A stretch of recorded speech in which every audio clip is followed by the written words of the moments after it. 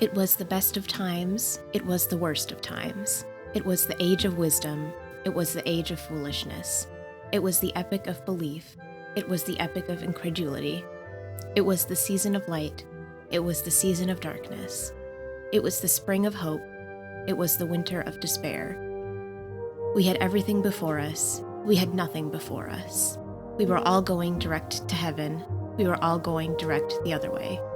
In short, the period was so far like the present period that some of its noisiest authorities insisted on its being received, for good or for evil, in the superlative degree of comparison only.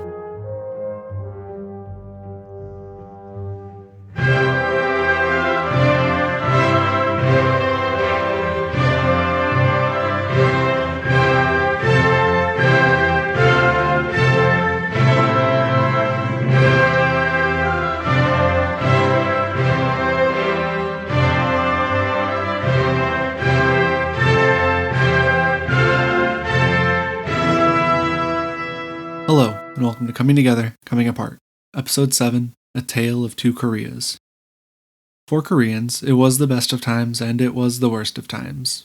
Divided by the 38th parallel, there was still time for Koreans to choose their own path within the beginning of the Cold War. That is why today's episode is titled after the Charles Dickens novel, A Tale of Two Cities. At the top of the episode, you heard Ms. CTCA reading the first paragraph from that novel, speaking on the nature of the two great European capitals of London and Paris in the run-up to the French Revolution. That specific paragraph reflects the current situation in Korea. The future was still wide open, but all that means is that there was as equal an opportunity to slide back into tyranny as there was to grow towards progress. Those two words, tyranny and progress, of course, hold different meanings based on your personal politics, and that was just as true for Koreans in the first months of the occupation. Without a doubt, though, most Koreans wanted a moderate and independent Korean government, beholden only to Koreans and with authority over the entirety of Korea. This dream was undermined by the actions of those foreigners who held dominion over the peninsula. Over the last 2 weeks, we've discussed how those foreigners exercised their dominion in the first months of peace. We ended last week discussing the Moscow Conference of December 1945 and its immediate aftermath, the backlash from Southern conservatives against the agreement reached by the UK, the US, and the USSR. Remember, the Moscow Agreement set out that a provisional Korean government and a Soviet-American Joint Advisory Commission would be set up to run daily administration in Korea and move towards full independence, with a joint trusteeship clause that would be implemented if deemed necessary by the Commission. Just the mere possibility of a joint trusteeship was anathema to Southern conservatives who held much of the authority in the American zone. Conversely, communists up and down the peninsula were suddenly pro-trusteeship because of two reasons. Trusteeship would benefit them because they would have a strong advocate for their interests in the form of the Soviet Union, and the Soviets did kind of tell them they had to support it. The way I described the timeline of that was a little funky, that's on me. When the Moscow Agreement was announced and disseminated through Korea, the communists appeared to suddenly change their position to one of support for trusteeship. Their political opponents decried this as being directed by the Soviets and not reflective of their actual feelings towards trusteeship. This accusation was not based on any facts, as they were none at the time. It was not until a clearly faked document was captured in April of 1946 that this accusation was corroborated with any evidence at all. No trustworthy evidence of the Soviet instructions to the Southern Communists was available until these documents were unsealed in the 1990s, after the fall of the Soviet Union. In short, the conservatives were right, but they were not right for the right reasons. They lied to suit their goals, and that's what matters in January of 1946. The conservatives were constantly acting in bad faith, and that is the point I'm trying to get across. It's coincidental that they were right sometimes. In the North, reactions to the Moscow Agreement followed the same political lines as they did in the South. Conservatives were against the idea of trusteeship, and communists were for the idea. That is why Cho Man-sik, the biggest conservative in Pyongyang, resigned from his position in the Pyongyang People's Committee in protest of trusteeship and was shortly thereafter arrested for treason. He and his conservative allies either left of their own accord or were purged from both the committee and the Democratic Party, which, yes, there are two Democratic parties in Korea, a northern one and a southern one. The fortunes of the two parties were almost exact opposites, though. While the Southern Party wrestled victory from the jaws of defeat by convincing the Americans they were the rightful leaders of Korean nationalism, the Northern Party was cleansed of anti-Soviet activists and quietly put under the guidance of communists. This sequence of events pushed Kim Il-sung into the spotlight of leadership before I think he was really ready. But we are all forced to take the fate history thrusts upon us. His importance was apparent even to Southerners, as he was the target of multiple assassination attempts supported by Southern anti-communists over the next couple years. From here on out, Kim Il-sung is the Soviets' man in Korea, as Cho Man-sik wastes away in a prison cell. Now that we're caught up, let's dive back into our history. On January 28, 1946, General John Hodge tendered his resignation to MacArthur. He had overstepped the neutrality of his position in Korea and advocated against the official position of his own government. And that was not proper for a respectable officer, and Hodge wanted to save face for the occupation by leaving his post. 5 days later, he took it all back, convinced to stay by those above and below him.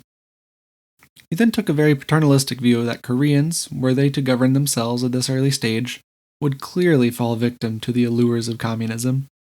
They were just not smart enough to know that capitalism was the natural way of the world. This was a load of racist bunk, as the Korean People's Republic had, for its admittedly brief existence, balanced the influence of all parties for a moderately left platform, which was generally reflective of the opinions of the people. Hodge also blasted the State Department for pulling the rug out from underneath him on the Moscow Agreement.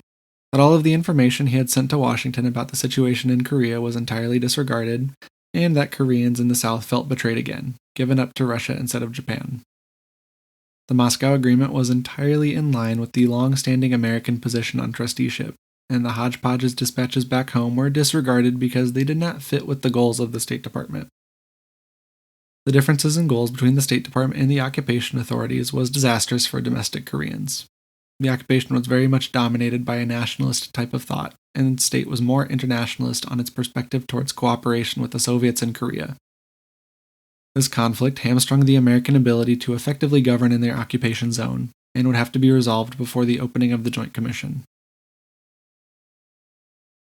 The first joint conference of the Joint Commission, prescribed in the Moscow Agreement of December 1945, opened in late March 1946. As you can probably tell by my calling it the first joint conference, it does not really end with a positive outcome. Going into the Commission, the Americans had begun to align their priorities internally to a more actively anti-communist, anti-Soviet stance internationally. The Soviets were caught off guard by this and were not able to adjust their position to counter the American stance fast enough to reach any actionable agreement. Even before the Soviets arrived in Seoul, things were not looking good. At a preliminary meeting to find agreement on short-term issues, the Soviets were shocked to find that the Americans did not even want to send rice to northern provinces facing severe shortages. In late 1945, southern Korea faced a large surplus of rice that quickly disappeared into the maw of an unregulated market. The hodgepodge attempted to implement a free market quickly in the rice markets of the occupation zone, a place where the rice trade was previously strictly controlled due to its incredible importance to the wider economy and general well-being of everyone in the peninsula. Those who could afford it hoarded large amounts of rice and speculated heavily on the future price of rice, which understandably grew exponentially, rendering many Koreans unable to afford the staple of their diet and the Americans unable to provide any rice to the Soviet occupation when requested. The solution to this suddenly severe shortage of rice in southern Korea was to end the free market in February of 1946 and cut the rice ration to half of what it was under the Japanese. Koreans in the north that did not have rice were just out of luck, I guess. As the conference began, the Soviets and Americans were already predisposed towards disagreement on the central question: which Koreans should be consulted towards the goals laid out in the Moscow Agreement. The Soviets' primary position on this issue was that no party that opposed the Moscow Agreement should be consulted in its execution. That makes sense. To include a group that is against a thing in the efforts to carry out that thing is a recipe for disaster. The Americans disagreed, suggesting that the sole consultant from the South should be the Representative Democratic Council, which was dominated by conservatives and very much against the Moscow Agreement. You can probably see now why this was the first joint conference.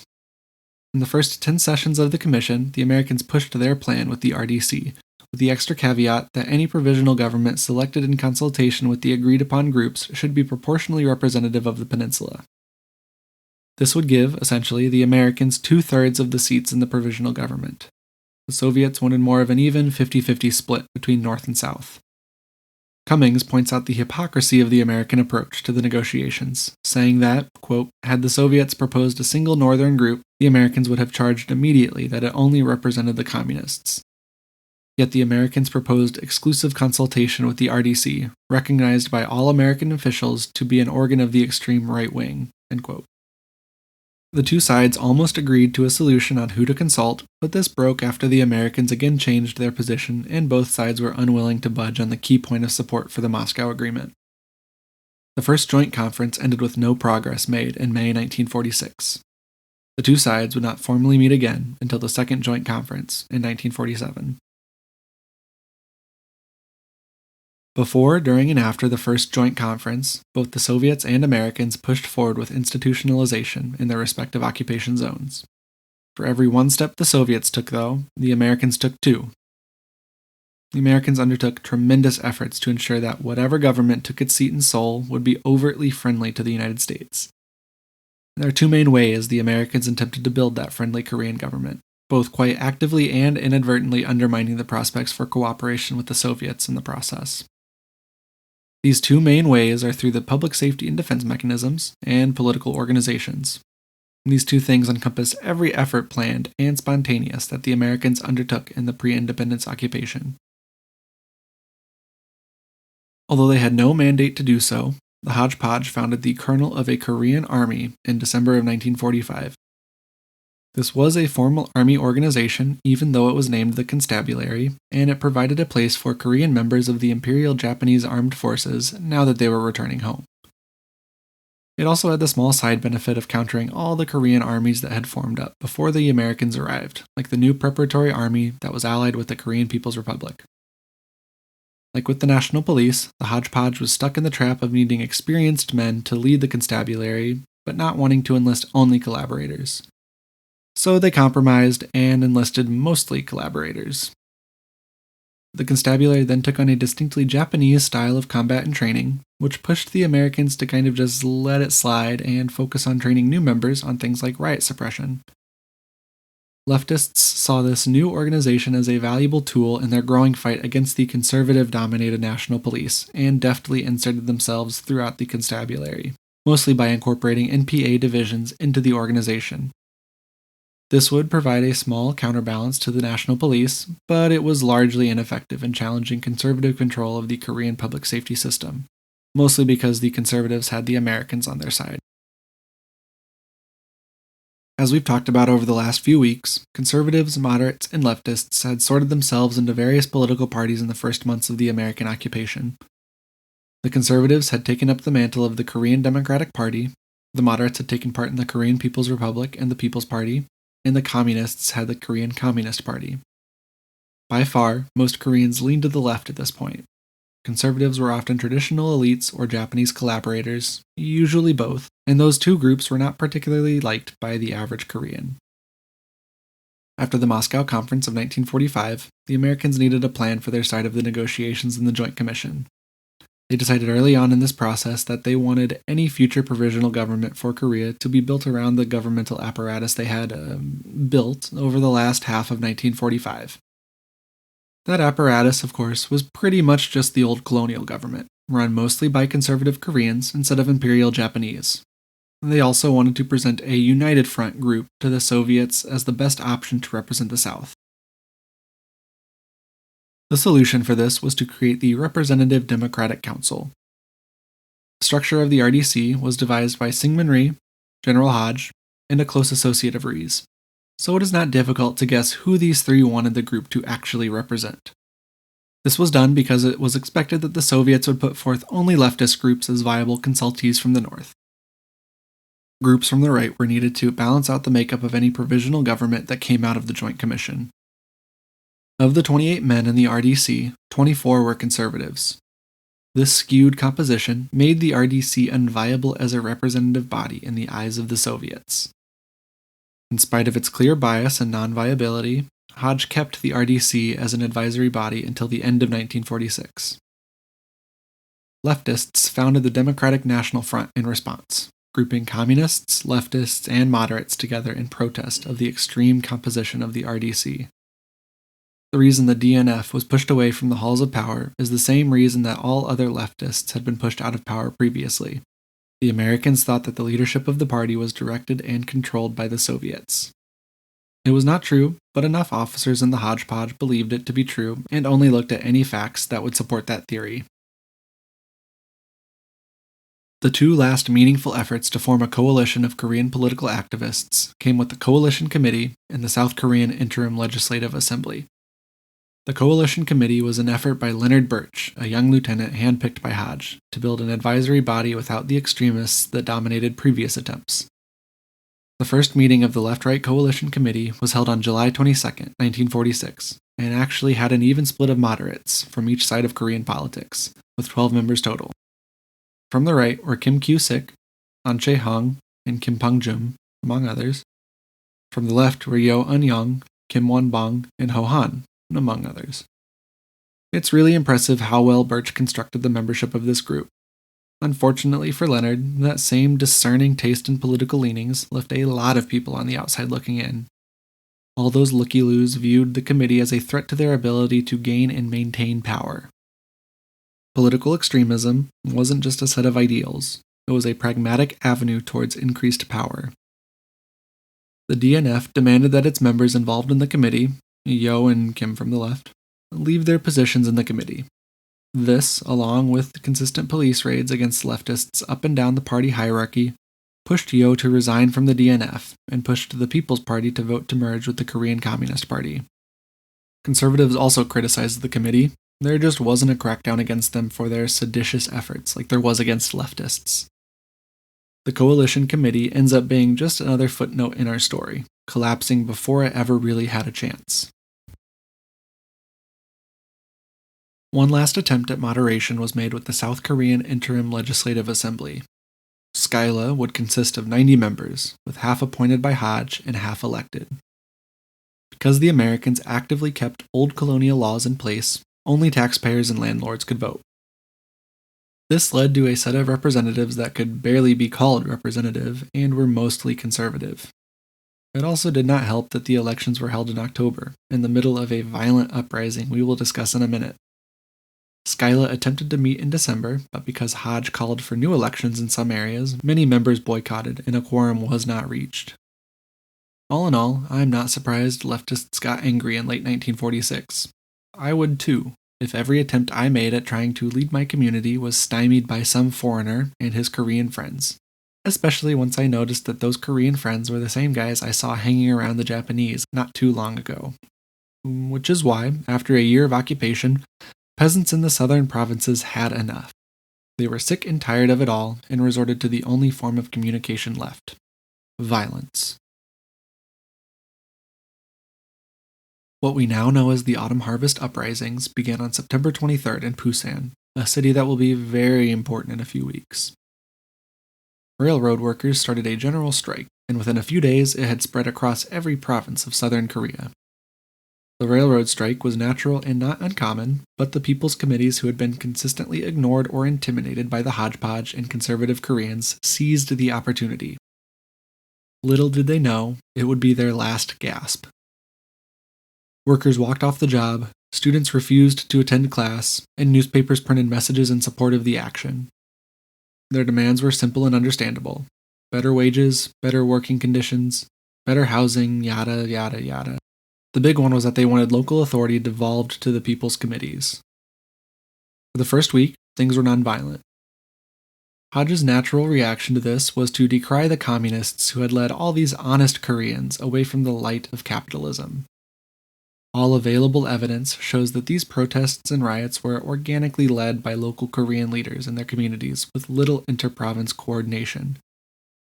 On September 30th, violence broke out between strikers and strikebreakers at a rail yard in Seoul, and things kinda spiraled from there.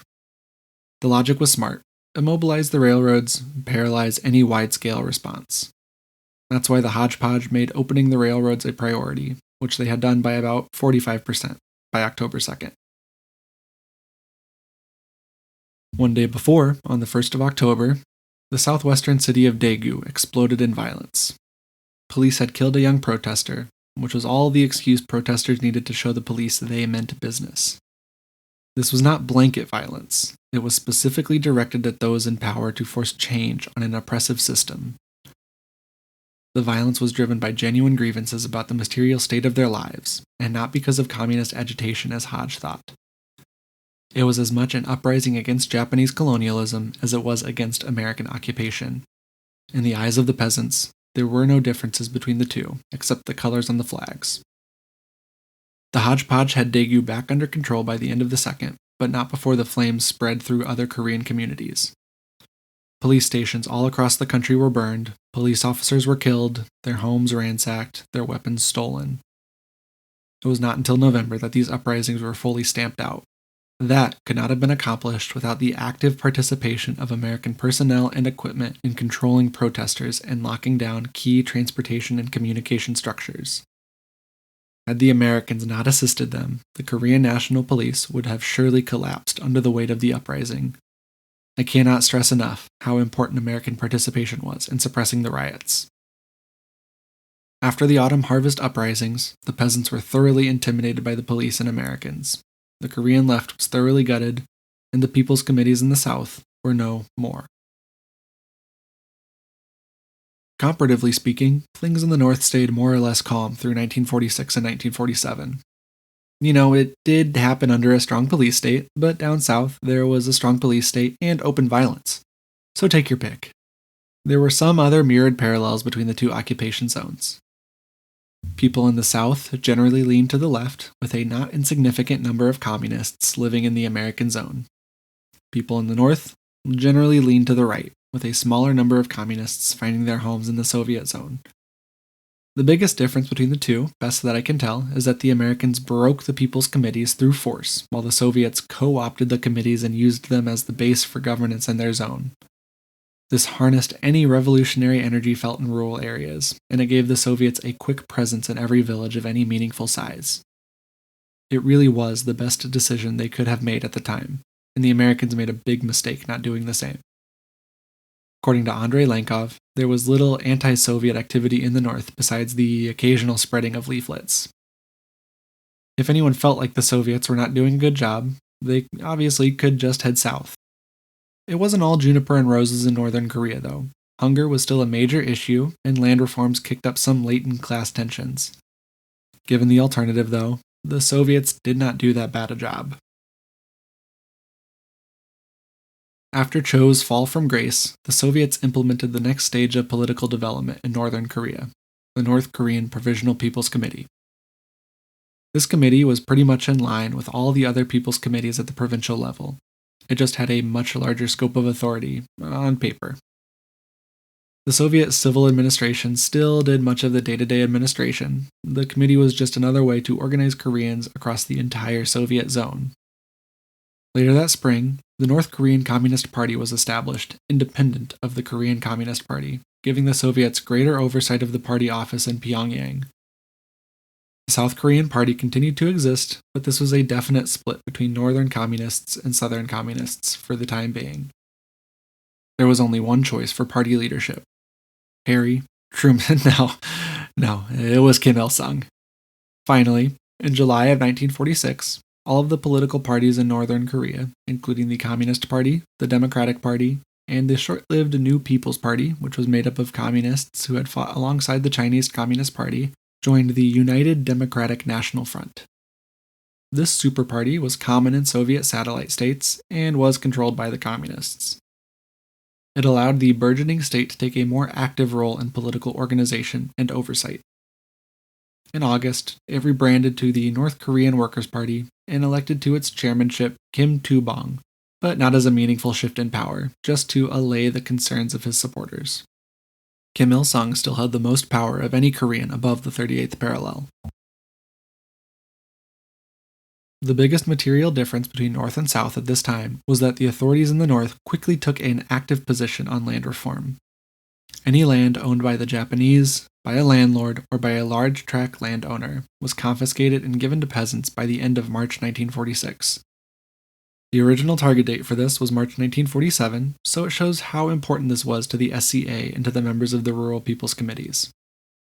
This allowed the SCA to nationalize industry in August, hold a national election in November, and adopt a 5-year economic plan in February of 1947. Things just moved fast in Northern Korea at this time. Again, police state, but also again, the South was not slacking in that department. The elections of November 1946, which were held to elect members to the People's Committees, had a 99.6% turnout rate. That's amazing. Also not surprising, when you realize that you could only vote for the one candidate up for election in each province, and if you didn't vote, you were going to be surveilled and harassed. In February of 1947, the First Congress of People's Committees elected representatives to the People's Assembly of North Korea, and further widened the divide between North and South. Like the previous elections, this was all predetermined by the Soviets, even down to the socio-economic background of representatives, prescribing a set number of workers, peasants, traders, entrepreneurs, etc. Like in the South, a new army was founded under the guise of a specialized police force. It received a great amount of support from the Soviets, and was finally fully unveiled as the Korean People's Army on February 8, 1948.